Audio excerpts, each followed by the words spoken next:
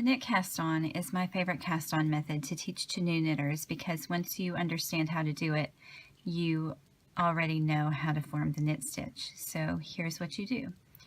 To begin, you have to make a slip knot, and the easiest way to visualize how to do a slip knot is to take your yarn and form a lowercase e. And then you pick it up, this loop, and you pull the tail through that loop. And then you begin to tighten by pulling on both ends until you have a loop. And then you slide the loop onto your needle. You can tug on both ends to make it not super tight on the needle, but just snug enough that it will hold. And that's your slip knot. For knit cast on, this counts as your first stitch.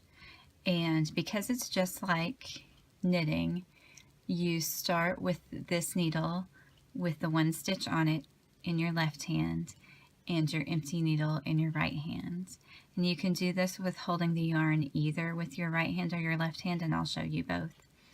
But to begin, just like you would begin forming a knit stitch, you take the right hand needle into this first stitch from front to back, sliding the needle so that it goes behind the left hand needle.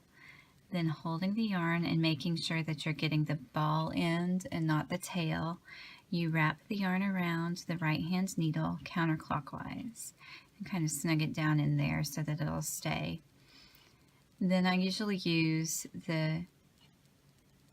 my left hand finger to push the right hand needle down under the first stitch to the front. And that's the trickiest part, is being able to do that without having the new stitch fall off the right hand needle.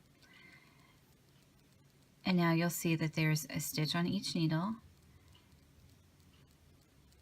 And you just pull until you can put that new stitch from the right hand needle onto the left hand needle. And then you can gently pull on your tail, on your ball and yarn to tighten it up. Again, just to tighten it a little bit, not to make it super tight. Now I'll show you how to do that with the yarn in the left hand. So again, you take the right hand needle into the stitch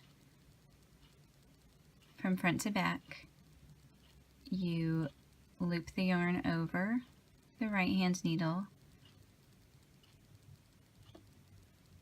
bring the needle under into the front, pull the loop up enough so that you can comfortably get it onto the left hand needle, and then cinch it tight. Again with the left hand, from front to back, loop the yarn over. I kind of hold it in place with my finger here so that it doesn't fall off. Bring that needle to the front under the old stitch, pull it loose, and slide it on.